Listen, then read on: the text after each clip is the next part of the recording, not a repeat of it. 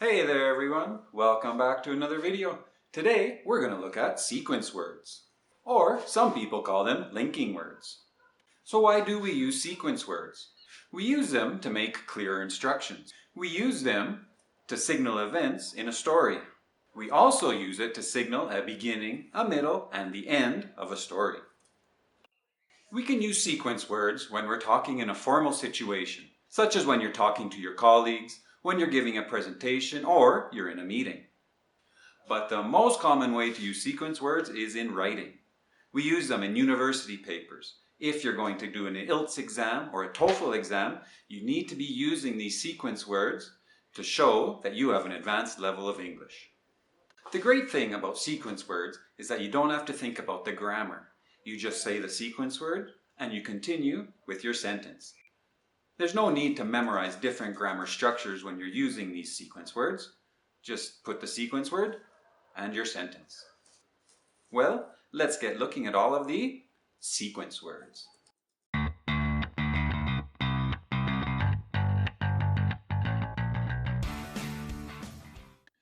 In this video, we're going to divide the sequence words into 3 different categories: the beginning, the middle, and the end. In the beginning, the most common sequence word is first. All beginner students know that when you're giving instructions, you say first. But there are some synonyms that we can use that sound more advanced, that give the reader or the listener something different to listen to, keep them interested in what you're saying. So let's look at some different words we can use to begin a sequence. First of all, at first. Initially. To start with. To begin with. In the beginning. Let's give some examples about plants.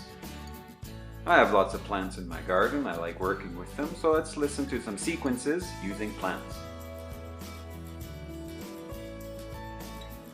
First, you need to cut the stems back. Initially, the plant will start off very small.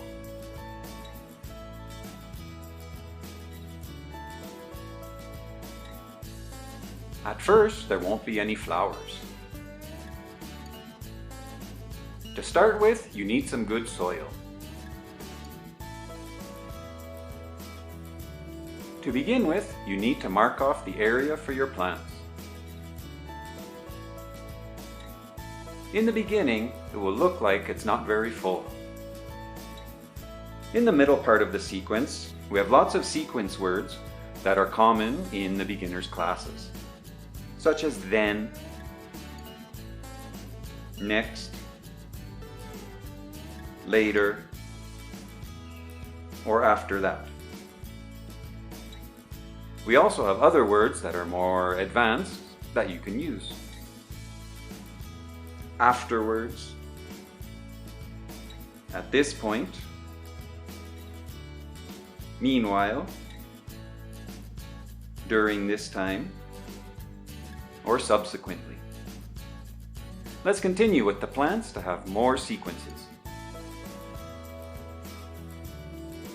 Then you need to pinch off the flowers.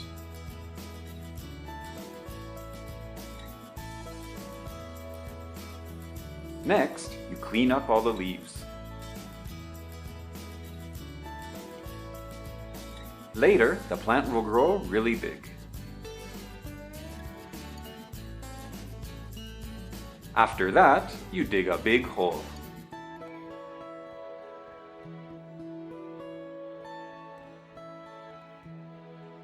Afterwards, you will enjoy all your hard work.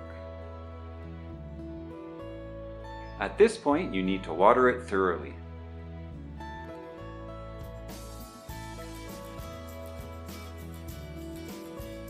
Subsequently, the plant will flourish in the sun.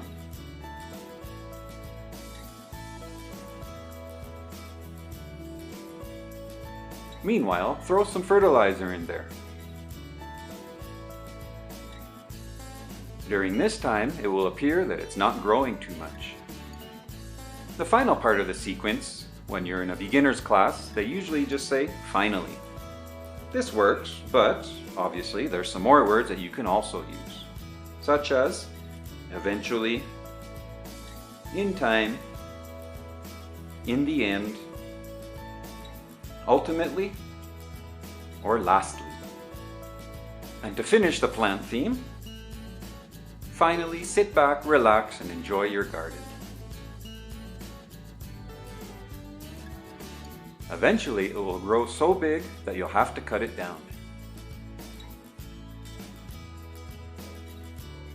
In time, everyone will compliment you on all your hard work. In the end, this garden is yours. It doesn't matter what other people say.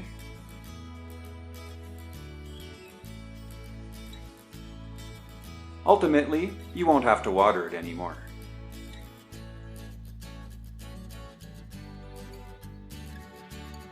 Lastly, you'll have butterflies and birds all throughout your garden.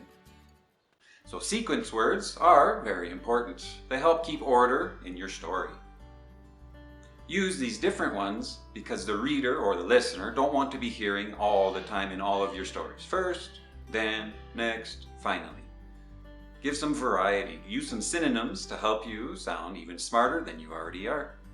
If you've enjoyed this, give this a like and subscribe while you're at it so you can keep getting more videos and to help increase your English vocabulary and your grammar and your knowledge.